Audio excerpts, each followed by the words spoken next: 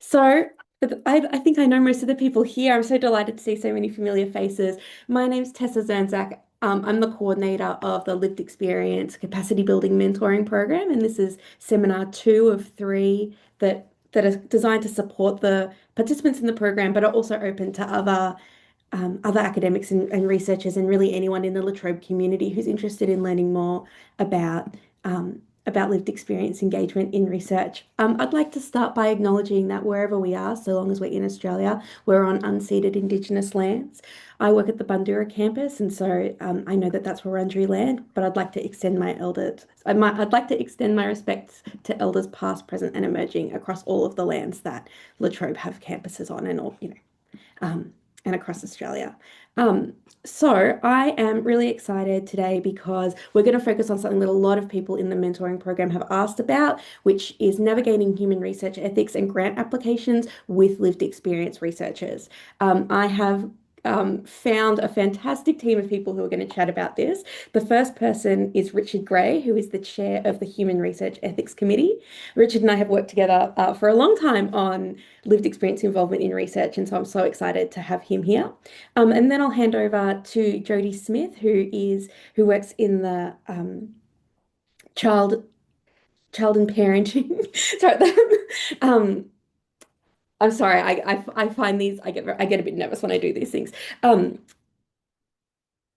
so Jodie works in the CAP team. She's qualified as a speech pathologist and has done a lot of really groundbreaking work with cold communities, the intersection of autism and cultural and linguistic diversity in Australia. And she'll be chatting to us about her experience with ethics applications. And then I'll hand over to Piers Gooding, who's an associate professor in the law school, who has had a lot of grant success that has involved lived experience experts, starting out with a DECRA and recently in a discovery project. So I'm going to stop sharing my screen and hand over to Richard Gray. Good afternoon. I was just gonna make talk for maybe 5 minutes and just make some opening comments. So I've been chairing the La Trobe Human Research Ethics Committees, of which there are two, for about 18 months now. Um, I do hear from time to time that there's a sort of notion that ethics committees don't like lived experience or they don't like co-production.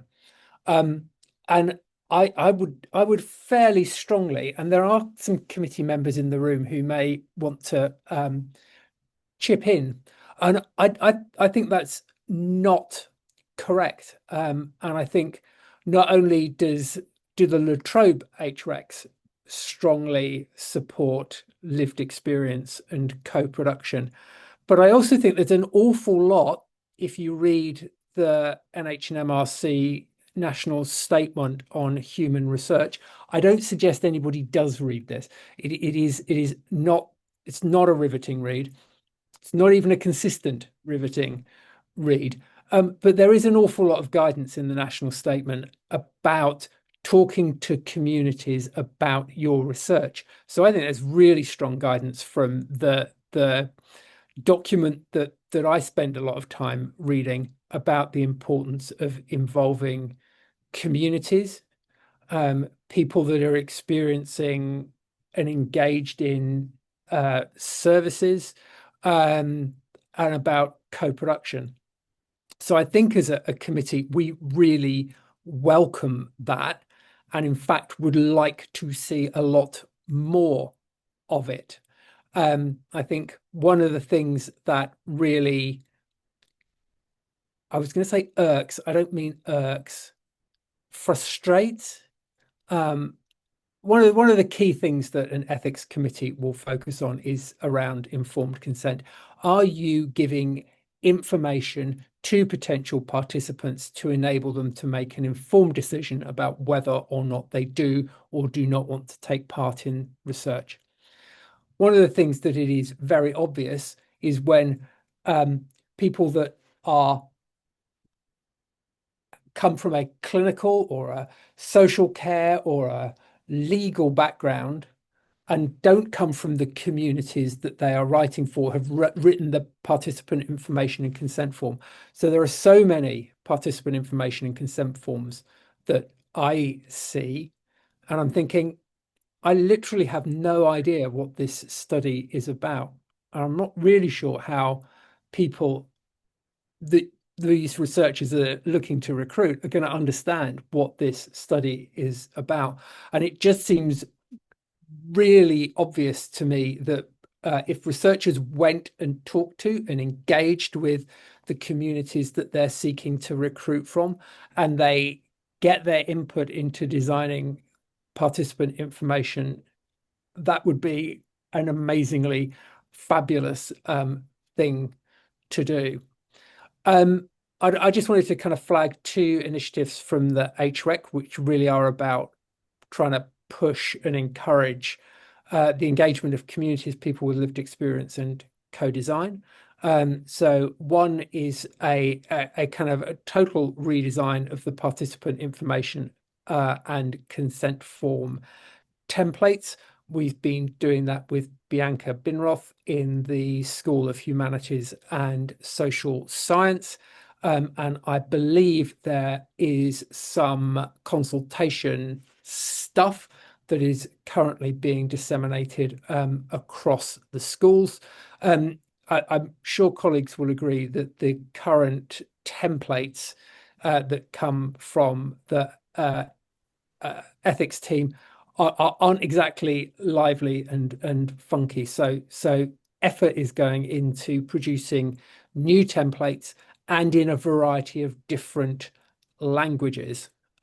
Again, the communities that La Trobe serve are broad and diverse, and people should have the opportunity to participate in research, even if they don't have English as their native language. And we're also seeking as a committee to recruit more people who are, so the language from the national statement is community members. Essentially, this is people with lived experience. I will, am aspirational to achieve that more people with lived experience that come from the communities that this university serves are represented on the Human Research Ethics Committee. I think that's really, really important. Um, there are some things associated with that. Community members are not trained researchers. They have different perspectives on research that is put in front of them. And that's interesting. Um, I my view as HREC chair is that the HREC should be an open and engaged process. Sometimes people get grumpy with ethics committees. I get grumpy with ethics committees. My previous meeting was hearing back that we've yet had more comments on an application that I thought was done and dusted. So I share colleagues' frustration and occasional irritation with ethics committees. I would like the La Trobe ethics committees to be open. And if people have questions or they want to talk about potential projects in advance of them being submitted to the committee because they consider there are interesting or tricky ethical issues, more than happy to meet with people at any time and in any format that works for them to talk through those issues. They're my comments, Tessa.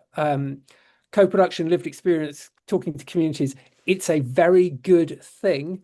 And I'll throw it back to you. Thank you so much, Richard. Richard's going to be sticking around for questions at the end. There'll be plenty of time for questions. I know that that's something that's important to the people that I've spoken to. Um, Questions at the end? No. so now I'm going to hand it over to Jody. I will spotlight you. Fantastic. Take it away. Thanks, Jody. Please don't spotlight. Let me see. Does that work for everyone? Cool, thank you. Yeah, I do work across a couple of teams in a couple of roles, so it's unsurprising Tessa was trying to explain exactly where I work. So, but yes, I'm work largely in autism research is my field, but autism research with culturally and linguistically diverse communities is kind of my focus. And just to flag that I'm an early career researcher, so there's certainly lots of learning that I have in this space for sure. So I don't have all the answers, but I'm just going to share my experience of going through the ethics application process with specific examples about feedback that I've received from committees across different universities. And just flagging here, I think it's really important to, like, why are we doing research and what are the principles of co-produced research? And I'm sure many of you, and I can see lots of you are far more experienced than me and know these things, but I think this is a really nice table that kind of talks to, if we're involving partners, how should we go about doing that, and what should be the principles be upon which we make those relationships? And this is just quite nice, and it's unsurprising. You know, we want effective partnerships, we want power sharing, we want knowledge and learning for everyone, we want reciprocity, we want building and maintaining relationships. That all makes so much sense, but also being aware that this kind of stuff really takes time, and I'm still very early on in the process, and I've been working with quite a few of my lived experience partners since about 2021, and we're kind of getting to the space now where there's a lot more power sharing, there's a lot more ownership they're able to take, they're coming up with new project ideas and kind of leading much more of the research. So it's taken a long time to get there, but hopefully I will be at the stage where it's properly adhering to all these principles in the future. And again, you've probably seen this kind of thing as well with regards to there being different levels of participation in participatory research. So from the kind of just consulting the community through to collaborating and empowering the community. And I'm trying to work towards that latter end of the spectrum. But like I said, there are times when that's just really tricky.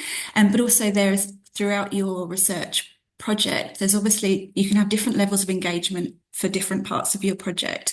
So it might be from the design stage, you might not have funding to get that much support or input, so that might be more consultative. It might be that once you've got more money, you know, you can involve more people in how you disseminate the research, for example. And in this field as well, there's lots of terminology, and I'm certainly not all over it. But, you know, is it participatory research? Is it co-produced? Is it community partnered? And no one really knows kind of the nuances of these things. So I've had feedback from an ethics committee that says there needs to be a clear definition of what the researcher means by participatory research. Completely fair enough. I hadn't been clear in who was involved at what point and why and how. So this is a very busy slide, but just examples of how I've written about participatory research on ethics applications to try and be really clear about what participatory research looks like in my project. So for ethics, I've always kind of stated who's in the team. So, you know, half of my team are autistic or members of the autism community. Half of my team are non-autistic researchers. So the ethics committee understands the composition of the research team. And I've also tried to be clear around how those mechanisms of co-production are occurring. And largely I do that through advisory groups. So, and I'll talk to that more specifically in the next slide. But saying to ethics, advisory groups will take place, you know, fortnightly, monthly throughout the project. And those advisory groups will be actively involved at each stage. So they're going to just help design the project. They're going to help the analysis. They're going to be part of the interviews with participants. They're going to be involved in dissemination of project findings. So being really clear to ethics upon, which parts community members involved and how. And like Richard talked about, and I've certainly done this badly, but we should really hopefully get community member input on all of our documents that are forward facing. And I've got a comment that I definitely haven't done that in the past, but I think being on ethics, being really clear, you know, community members have helped shape the documents that I'm sending with this application. And also being really clear that I am compensating the community partners adequately for being involved because they are partners. They're not giving their stuff for free, which often community members want to do. They want to help out, but no, they're your partners and they should be paid accordingly.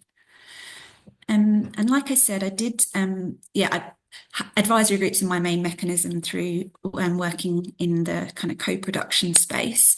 And again, like Richard said, getting informed consent for people to want to be involved is really important. So when I first started doing this kind of research, I advertised for roles. So this is what the role will be. Please send in, why you're interested. And this will be exactly what you're expected to do at what times. And this will be your remuneration. Always struggle to say that word. So again, that helps people understand the expectations, but also they've volitionally come forward to you to be involved. You haven't kind of coerced them into being involved. So that's how I got my initial partners that I still work with today. And I think, and Piers might talk to this a bit more, but you can start, you don't need ethics to have participatory research because they are partners, they're not participants. So you should ideally get member involvement prior to submitting your ethics application, because they should be involved in the design of what you submit to ethics. And again, where possible, you have them named on grants and you have money for them, both for their direct time. If you're saying come to meetings, pay them for that. But if you're saying prepare for the meetings and read a document, pay them for that. We get paid for all of our indirect and direct work, so make sure that's also included in your funding. And again, you can be clear with ethics that this is fair co-production because they're getting paid for the work they do. I do lots of research with culturally and linguistically diverse communities, which means engaging members who often are non-native language speakers. So what I did when the first time I engaged with the group that I currently work with, did a short anonymous survey in language about preferences for speaking and for reading and writing across different contexts, which then meant we could facilitate advisory groups if we needed interpreters, because that's spoken language that they would want to be in language, we could facilitate that. Also, if they preferred documentation in language, again, we could facilitate that. So again, if you want to have this equal power sharing and dynamics with non-native language speakers, you need to understand their comfort with using language, both written and speaking. I'll refer to the terms of reference on the next slide, but that is a really important part of the process, I suppose, getting a shared understanding with your research partners around who's got what role, what are the responsibilities, what's the commitment, what's the time frame, what's the money, being really clear around that. But it doesn't need to be really complicated, in my opinion, but I'll give a couple of examples on the next slide. And I think for co-produced research, it's really important as well that members are aware of the changes that have been made to the research based on their input. So there's a kind of a really, you just assume, oh, that's a great idea, thanks for that. But I've always after meetings said, based on, our chat, we've made these key changes which have made the project so much better. So, we changed this question, we added this question, we're going to recruit differently. So I think it's really important that is about that knowledge sharing and empowering your partners to know that if they speak up, changes will be made to your project. I think also if we want to have lived experience researchers, we need to be flexible. I work with parents of autistic children who have so much going on often in their home lives. So I can't say, please turn up at 2 p.m. on a Thursday to come to this meeting. So often advisory groups, for example, have been after hours when kids are in bed. So I think that just if you want to involve members, just again, be really flexible where possible, just knowing that their lives might be different than your own. And again, I think when you're starting in this space, just make sure you listen and facilitate. Don't say, this is my opinion, what do you think? What do you think? And then I'll add my opinion in the end. So again, people, when I've worked in this space to start with, there's a real, particularly in different cultures, a deference for professionals, a deference for authority figures. You're coming in, you're a doctor, so you must know stuff. So I think it's really important that you set your stall out. I don't know anything. I only know my bit. This is why I need your input and I really want to hear it. And the advisory group process can be very process driven. You come and you make these changes and you have these actions to do and tick off. But I think it's really important to reflect on the process for the people you're working alongside. How is it working for them? So I did a paper a couple of years ago that was interviewed co-production partners prior to the project about expectations, and then interviewed them after about their actual experiences of the process and what would have been better or what worked for them. So I think if you can, again, through advisory groups, have time and space to reflect on the actual process of what's happening for them versus just trying to tick your boxes, because that's important if you want to build and maintain relationships with partners. Like I've mentioned, in terms of reference is really important. So I've got a couple of links there to ones that seem quite comprehensive and good if you want to look.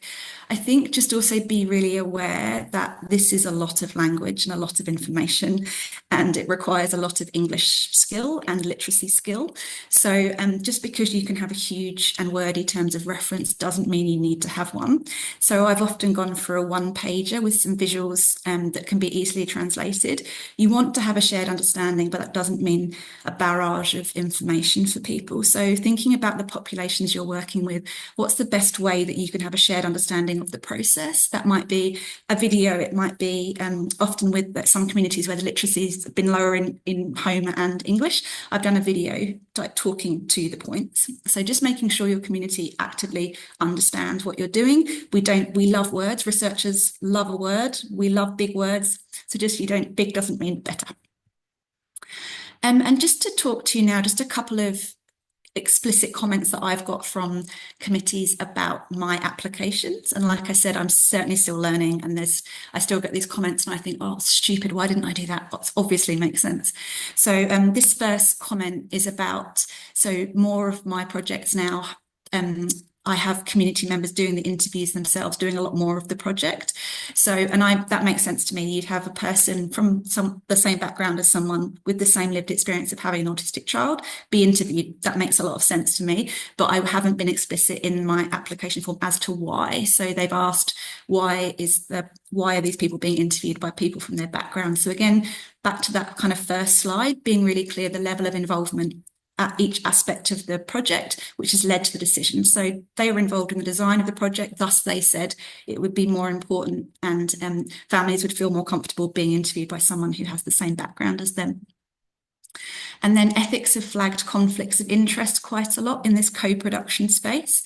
So obviously I work in autism field, which is quite small, and then I'm working in the culturally and linguistically diverse autism field, which is then even smaller. So there is probably a likelihood that participants will know community partners and vice versa.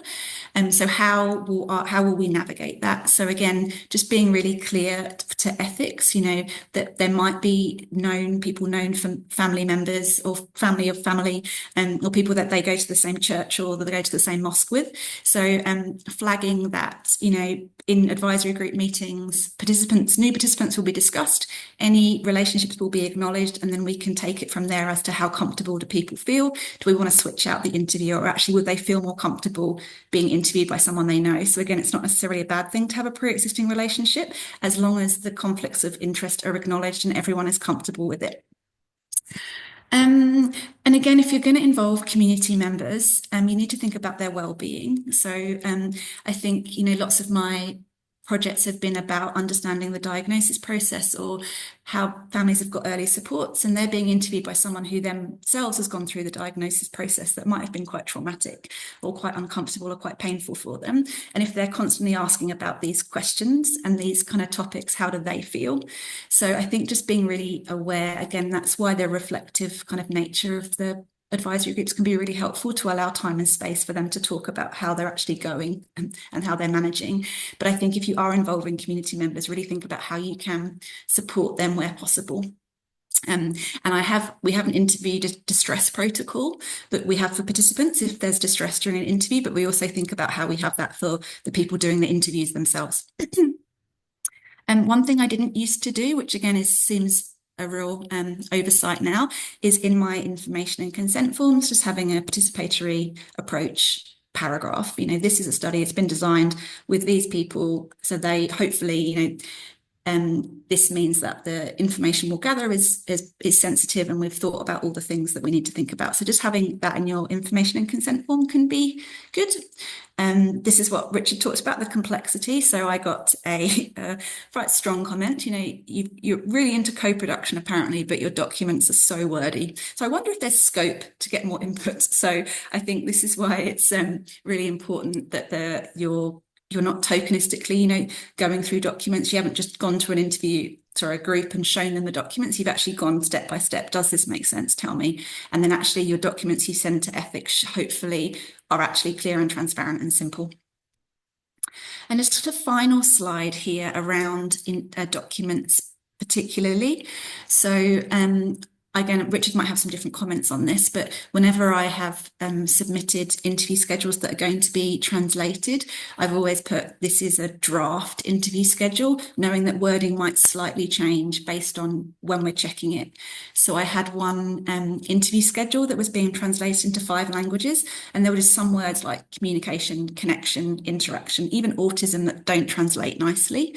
And then actually we need to have a slightly different iteration for different communities that then gets translated. So I've been really clear in ethics that this is a draft, but we're not going to make it double the length of time, or we're not going to ask much more personal questions than we've already said, but there might be nuances. And also ethics often want translated documents, but I've always said, once these are approved by you guys, I'll then translate them and resubmit, because I don't want to have to translate something you're going to tell me I need to change anyway. So again, I'm not sure how other people have gone about that or the approach, but that's what I've always done when I've had translated documents. And that's me done. Thank you for listening, if you did listen. Cool, Tessa. Thank you so much, Jodie. Okay, I'm going to hand over to Piers now. And then there'll be plenty of time for questions at the end. So please, if you do have questions, please be ready to ask them. Take it away, Piers. Thank you so much, Tessa, and thanks, Jodie and Richard. I really appreciate it. I'm not going to speak about ethics committees. I've been asked to speak about co-design principles in grant writing and draw on some of my experiences in that space. And I'd like to start with a sort of salutary sort of story, to kind of a tale to give you a sense of some of my past foibles in this area. In 2014, I worked on a project called the Unfitness to Plead project, and I was a postdoc, so it was 2014, and it was an attempt to respond to the situation of people with cognitive disabilities in Australia who have been accused of crimes and are found by courts to be unfit to stand trial, meaning they can't really participate, or they're deemed to not be able to participate in proceedings. Such that they're sort of diverted to a seemingly protectionist kind of scheme. But unfortunately, for many of those people, the consequences are worse than had they gone through a typical trial. So they ended up, in some cases, being detained much longer than they would have in a typical trial. So we wanted to investigate this from multiple angles. And we did so by working with several community organisations. This is some of the team lead, and this is the National Advisory Panel. And you'll see that the National Advisory Panel includes people with professional expertise, barristers and forensic psychologists, but also people from disabled people's organisations, as well as Indigenous organisations, and particularly organisations for Indigenous people with disabilities. And we also partnered with 3 community legal services, including 2 Aboriginal controlled legal services and the Intellectual Disability Rights Service. And part of our project was about training support workers, these are 4 of them, and a lawyer, to be embedded in community legal services to assist people who are at risk of being found unfit to stand trial, to exercise their rights of equal recognition before the law and to access justice.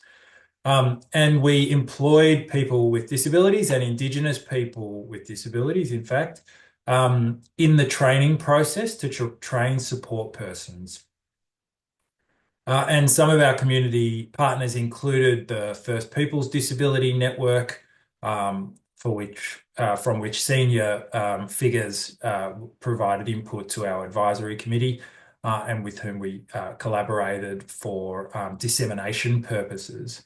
And as a result, some of the dissemination was distinguished for Aboriginal and Torres Strait Islander organisations in particular, because some of the First Nations advocacy groups with whom we worked said, we don't want a 64-page report as our first port of call. It's good to have that, but we want a 5-page document with the key findings and how they can be used in the advocacy of our organisations.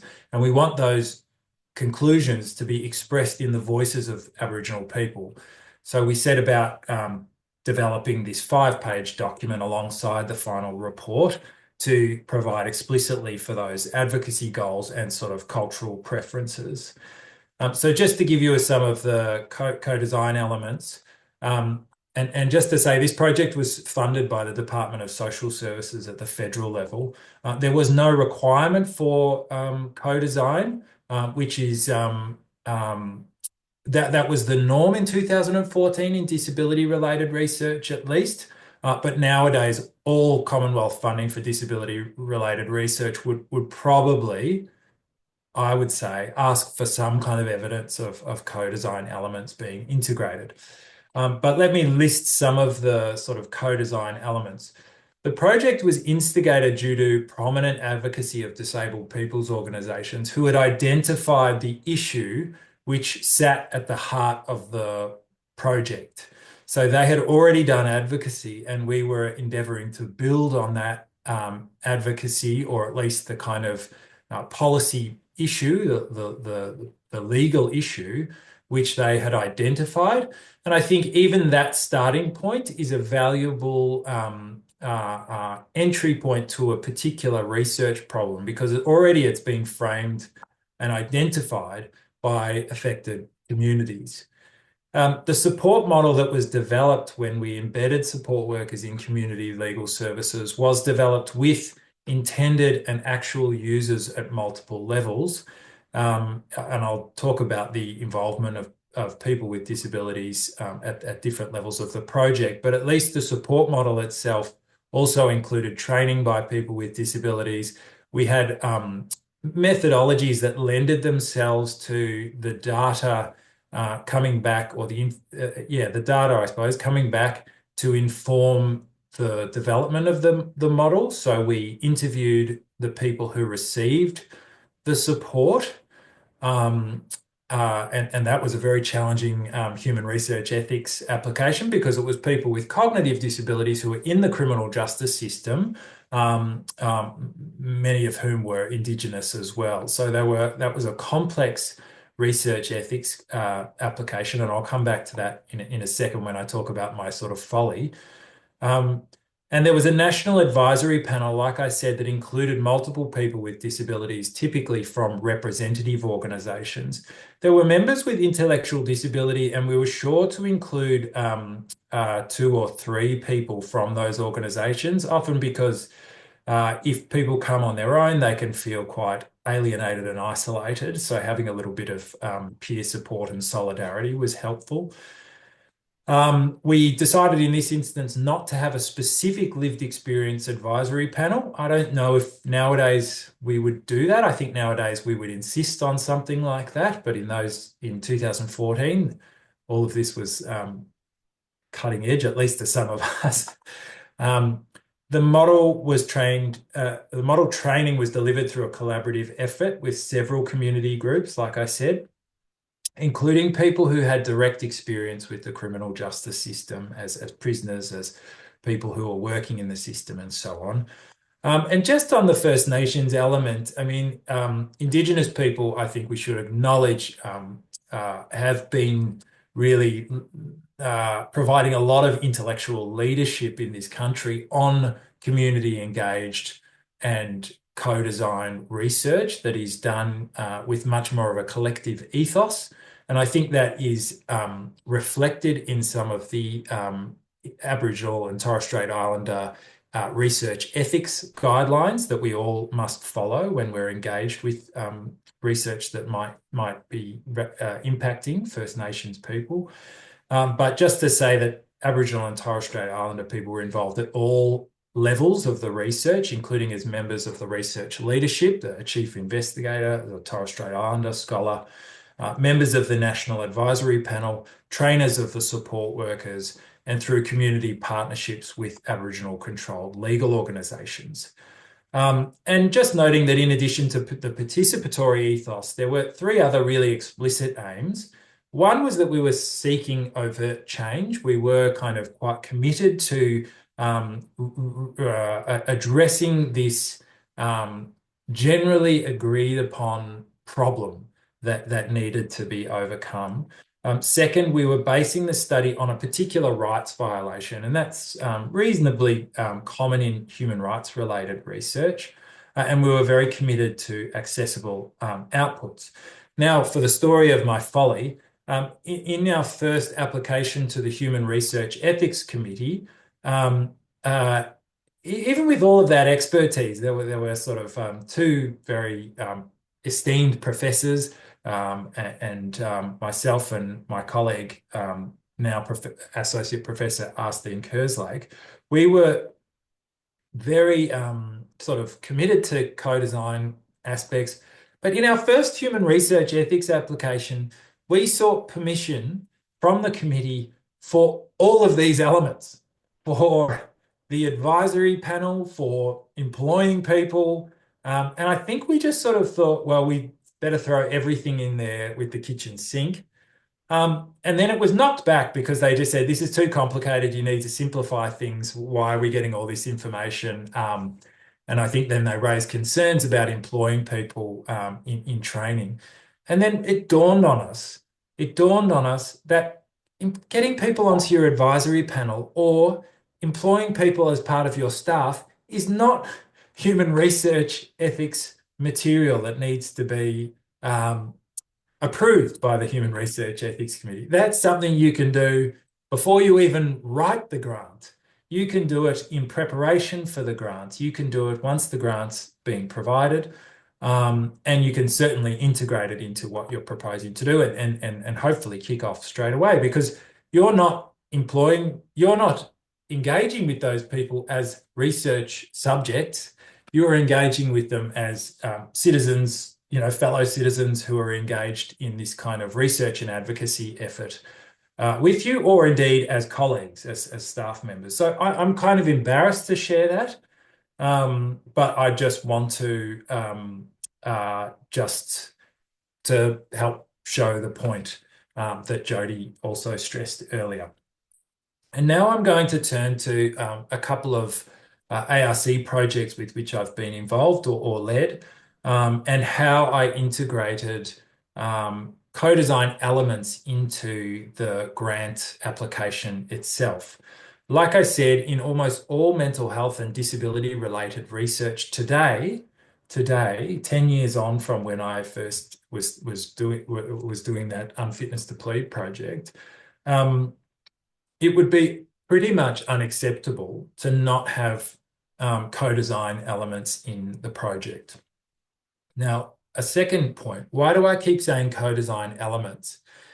Partly it's because I think we need to exercise a great deal of caution and humility about any claim that what we are doing is co-design. Really, what I'm going to share with you are projects where ultimately the chief investigators retain quite a lot of decision-making power. I think genuine co-design would probably have lead decision-making power by affected groups. And that is really challenging. It's certainly not unachievable, but it requires careful planning from the get-go, from the conception of the project itself, to integrate co-design governance structures such that those affected communities have a decision-making power that is above the researchers, I would argue. So I think we should not shy from saying, this is not an overall co-design project, but we are going to integrate co-design elements into this particular part of the project. Or we are endeavoring to undertake a co-design project and acknowledge that you may well fall short in the end. And there are going to be different views on what constitutes good co-design, depending on the kind of organizations you're working with. Some organizations and communities will have quite sophisticated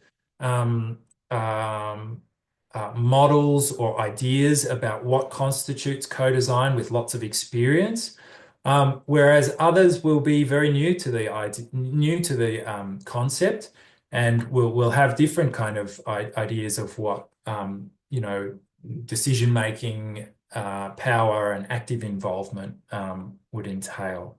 So just those caveats, and I'll dive into explaining how I integrated, or my colleagues integrated, co-design elements into research proposals, particularly to the ARC. Now, I'm going to talk about ARC projects, but these kinds of mechanisms could well be used for smaller projects, acknowledging that smaller projects might have limitations caused by the scope, by the budget, and so on, which might not enable all of these kinds of measures. But I hope that you aren't sort of going to tune out if you think that you're more interested in smaller scale projects, because hopefully some of these will also be an option to pursue, no matter the size of the project. So this first one was my DECRA, which was on the law and regulation of digital mental health care. And in it, in the application, I suggested that we would set up, or I would set up, a mental health service user project steering committee. Now, that was originally going to sit alongside a separate, broader international expert group. COVID hit just after this all happened, and I just decided to not have that international advisory group, and instead just have the service user steering committee. And then I had other international experts that I drew from in a more ad hoc manner, whereas there was a structured approach to the involvement of this steering committee. All the major project reports were co-authored, and that was in addition to sole authored work. And often I would simply explain to my collaborators, either the members of the steering committee or the staff with whom I worked, or the research associates, that I had certain institutional requirements for sole authored work. Now, it's not as important at La Trobe, but it was important at Melbourne University. And they quite respected that and understood in general. But I should say that I started a report that wasn't co-authored, and then actually a very prominent academic in the US, queried me on that and actually sort of challenged me on that. And I thought, yeah, well, why not? Why not try and co-author the major reports with other members of the steering committee and other lived experience research associates? Now, it's quite obvious that you would co-author with research colleagues. And so the lived experience research associates with whom I worked and employed through that project, of course, you would co-author with that group, but it was a more challenging question about co-authoring with an advisory group, because the advisory group members couldn't put in the same amount of time as someone who was employed on the project. And it then became sort of a challenging question about how you attribute responsibility and contribution.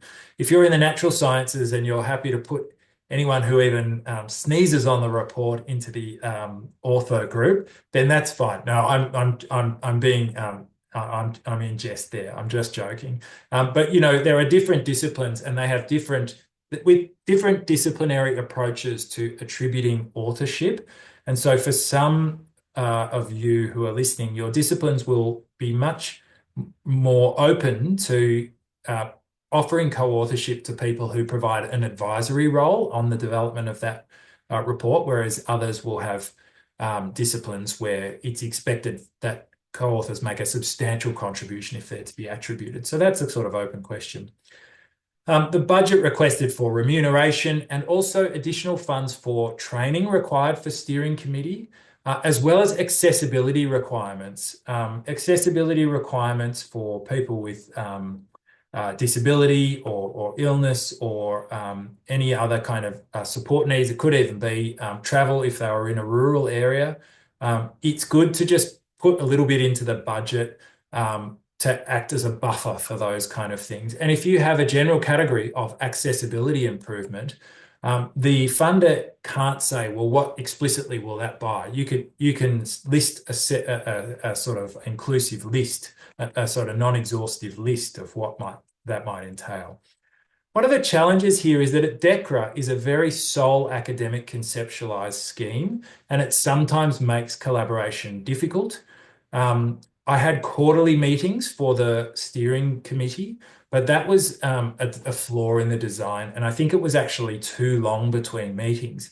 So although it was a 3-year project, in some ways, I think it would have been better to sort of front end the involvement of steering committees with more close meetings or less time between meetings, and then maybe expand it out just so that they felt a connection to the project, especially in that initial stage.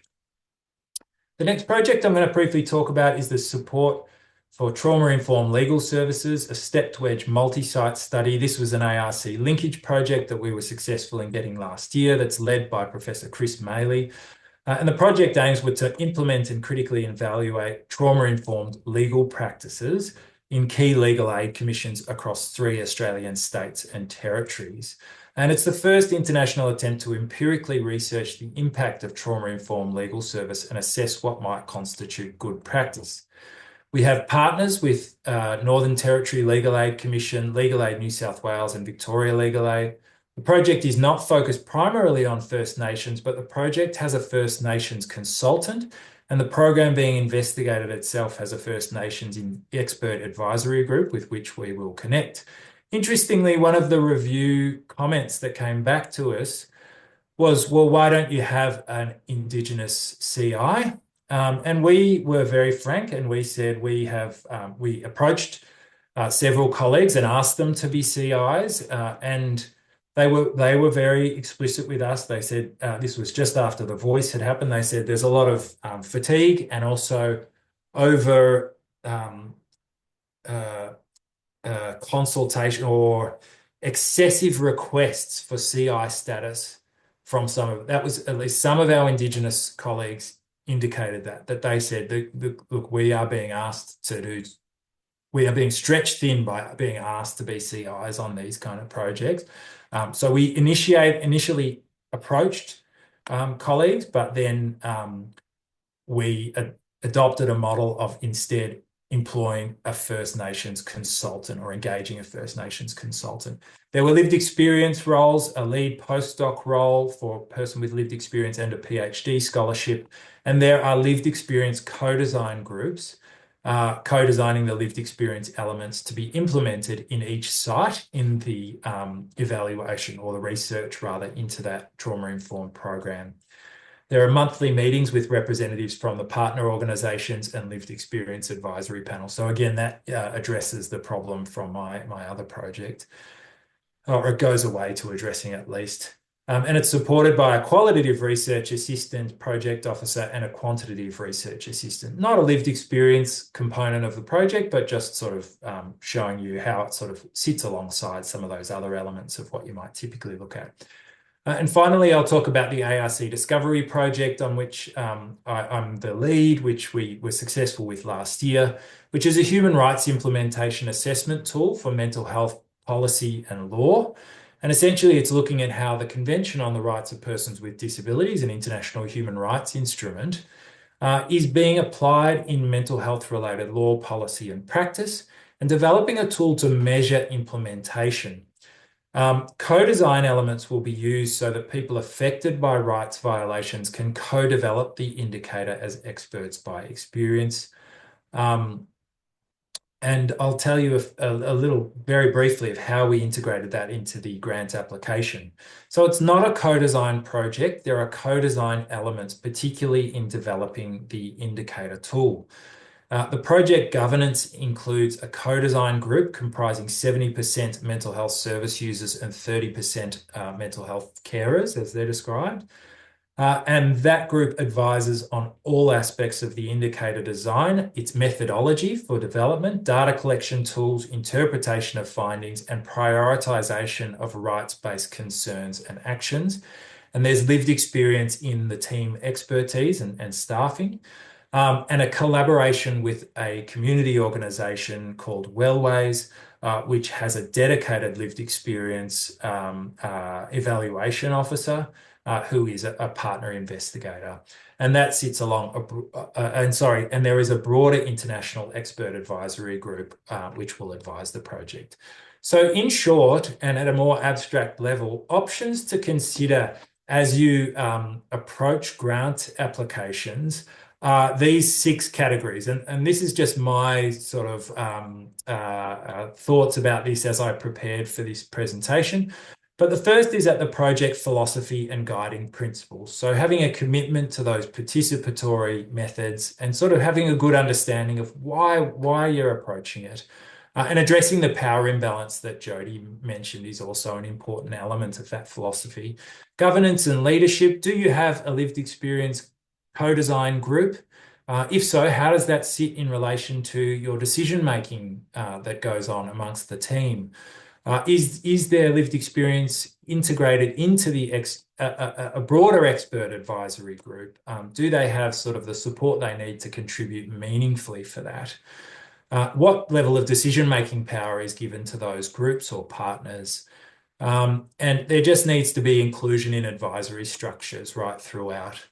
Research team composition, prioritization of lived experience in staffing, integration of lived experience within the team, and mentorship for lived experience research, including having funding for capacity building, training, and all of those kinds of things. And methodological integration. Well, what types of methods would really help get data from the coalface of the people for whom this research is really about, or about whom this research is?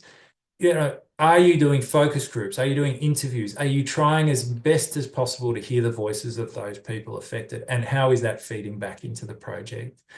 Dissemination and accessibility. We heard a little bit about accessibility from Richard and Jody.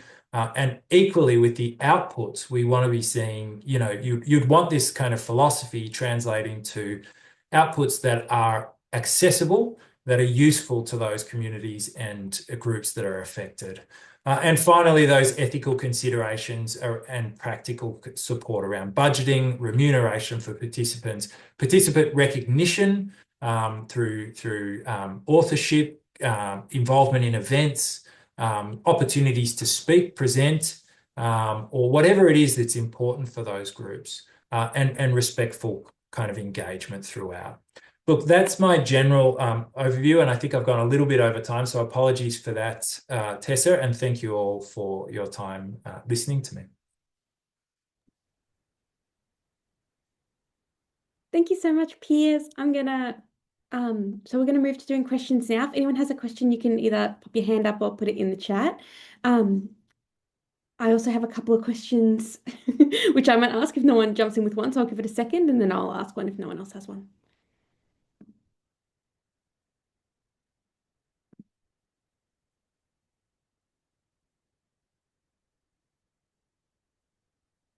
All right, so I have a question for Jody and Richard.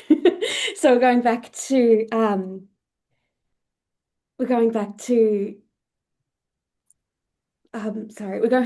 thinking about ethics. So my question is around Jody, you talked a lot about translation of documents. And so I was wondering if you kind of wanted to add anything further about that. And I also wanted to know, Richard, if you, from a HREC perspective, had an opinion on when's the right time to translate to make sure that the lived experience experts in the project are getting to kind of have the final say on the PICF, but that the ethics committee can also make an informed decision about what's going to be disseminated to participants. I can just mention a bit more about translation of documents. We used to use professional translators, and we realised that actually they did a really poor job of sensitively talking about autism and using culturally appropriate words around autism. So we used to have to put that in, that these were, by NAATI trained interpreters and translators, but we've actually gone to translation in-house and community checking in-house, because I think the process was much more expensive and far less competent, and the kind of, the terminology was just so high level and not sensitive. So that would be, and I don't know Richard's point if you're supposed to use actual translation services, but that's just my point there. Sorry, I think I saw my colleague from the EIB team, Mary. I was going to use her favorite quote, which is, "It depends." And I guess the answer to the question is, argue it and argue it well. The concern is, the ethical principle is that of respect. People should not be disadvantaged. they should not, that's terrible grammar, have the opportunity to participate in research because they don't speak English. So and it happens a lot, slightly bit of a bugbear. And I just think people need to think through how are they going to approach this. And it doesn't have to be in writing. There are lots of other ways in which you can obtain informed consent. Sorry, I haven't actually answered the question. Other than having a written participant information and consent form, you can have a video, you can have an audio recording. There are lots of options, and I would encourage people to just be somewhat more creative than adapting the template, which is a template, not a rule, in terms of how you seek consent from people, with a view to offering the participation in research is good. People in the communities we serve should have the opportunity to consider taking part in research. How are you going to facilitate that? Explain it to the committee. The committee has got people in it that are from the community. They will be supportive of that. What drives the committee slightly nuts is mumble jumble speak in participant information forms in 8-point font that don't, with sentences that are 172 words long. That's what drives the committee bonkers. Not bonkers, a little bit anyway. And I did well because it didn't answer the question. No, that was good. Does anyone in the audience have a question?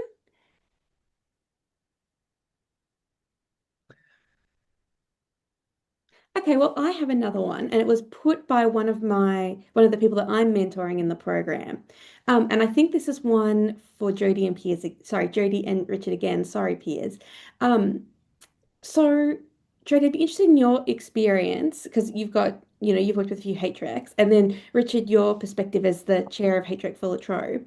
How should researchers respond to HREC or government processes that require researchers, so people, listed on the grant, to have, the global clinical practice certificates or other qualifications when the people engaged are lived experience experts who don't, they're not being engaged because of their kind of research expertise. They're being engaged for different expertise. So what's a way to how have you guys navigated that in the past? I'll go to you first. Good clinical practice, GCP. Yeah. I think I've just been really explicit about how involved they are and why they don't need this or do need this. Because I think, if they're not actively involved with the participants or they're not doing those parts that actually need that certificate, what's the point? So I think it's just being really clear about the attributes they do bring and why they don't. Because I agree, there's lots on the form that you need to tick that they've done, and it feels really overwhelming, particularly join my project plus do this really long questionnaire in English. But I'm not sure, Richard, what we're supposed to do in this situation. So the national statement says thou shalt comply with GCP, but doesn't. So there's a sort of I can kick the bucket slightly down the road.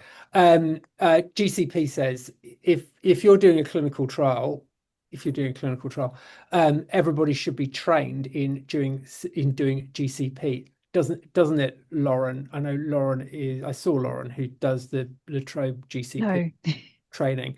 But attending GCP training, GCP training is the most fun you can have in the world. And I'm fairly confident that when Lauren does GCP training, she will ensure that people who attend will get what they need to get out of that experience. Mm-hmm. Did Lauren do a runner? No, I'm here. Oh, you are there? Yep, you just can't see me. I'm not pinned. Oh, is that what it is? Sorry. I don't know. You've a GCP has just been revised. I haven't read the revised GCP document. I don't know what it says about training. The questions around whether the lived experience advisors need to have GCP training, is it? Yeah. So we generally take the rule that if they have any participant contact, then they should have, training in how to handle data, information, um, and things like that. So it's probably a good idea, but not mandatory, I would say. But I have to defer to what the HREC does say. No, it's not the compliance with GCP is a governance issue. It's not an Well, what the governance team yeah, say. okay. So my view would be, I think if you have lived experience researchers that are doing field work. So one of the trials that I'm doing, we have lived experience researchers that's doing that is doing field work. And they have completed GCP training, and they were I wouldn't say they were cool about it. They were okay about it, and it worked reasonably well. There does seem to be a sort of, people do seem to be a bit terrified of GCP, and I'm not really sure why. I don't know why. I think it's fun. Oh, it's loved it. Yeah.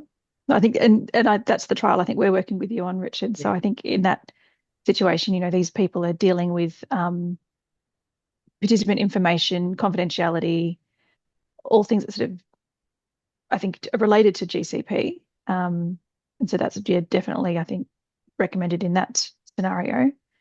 But it would depend on how they're being, I guess, utilized, and how they're, I guess, going to be using that information in the future as well. Yeah. Perhaps I could just add one point from a sort of humanities researcher, is that sometimes administrative barriers might prevent some individuals from being part of the standard sort of research team on paper. And in my field, at least, one potential barrier is for people with lived experience of involvement with criminal justice system, and coming on as staff at the university, say in a casual role, can be very challenging and administratively challenging around rules that you might not expect, like working with children's check, which for someone with a criminal record that has nothing to do with offences against children, can be hugely burdensome and in fact prohibitory for them in being engaged as a staff member. So creative use of, say, consultancy and advisory roles would be helpful. I mean, in that instance, it was a real shame that person couldn't. They weren't even going to sort of set foot on campus, or let alone engage with students. But it was a real sort of source of sort of well, for me at least, embarrassment that they couldn't be employed in a sort of equal capacity. But our workaround was to use things like consultancy agreements. So where there's those kind of issues, sometimes sort of creative administrative measures can assist. I do agree that there are bureaucratic barriers to engaging people, so community members, people with lived experience. And I do think there is a need to be a bit naggy, that to be a university for the public good, we need to work with the public, and we need to pay the public for the contribution. And I just think it is it kind of, you come across lots of why does that happen? Sometimes it happens for good reason, but there is I think, just kind of chipping away at it. So a very helpful comment, was it? No, it wasn't a very helpful comment. Thank you, Ted. Sorry, Rich. I was like, no, it was great. But yes, I did just shake my head at you. Look, thank you. Thank you so much. All those answers were fantastic. So no one's popped their hand up to ask a question, and I haven't had any questions in the chat. So unless someone kind of, changes that in the next by the time I finish this sentence, we might close today's session. I'm conscious that people have got things to do, and if no one has questions, I don't want to kind of keep you here unnecessarily. So I'd like to thank Piers Gooding, Richard Gray, Jodie Smith for the information that you've shared with us. I'd like to thank everyone involved in the mentoring program. It's because of you that, that we're able to kind of have these events. And I'd also really like to thank the CERI team who have provided the resources for this work to happen. And really, I couldn't do this without Claire Overy. So thanks to Claire and the CERI team. So yeah, thanks everyone. Have a wonderful Tessa, weekend. thank you for your help. And hey, Siri, I'm just hoping that sets off everybody's mobile phone at lunchtime. Oh, it has it set off. Everyone have a wonderful weekend, and I'll see many of you in your mentoring partnerships. Reach out if you've got any questions or concerns. Thanks, Tessa. Thank you, everyone. See you.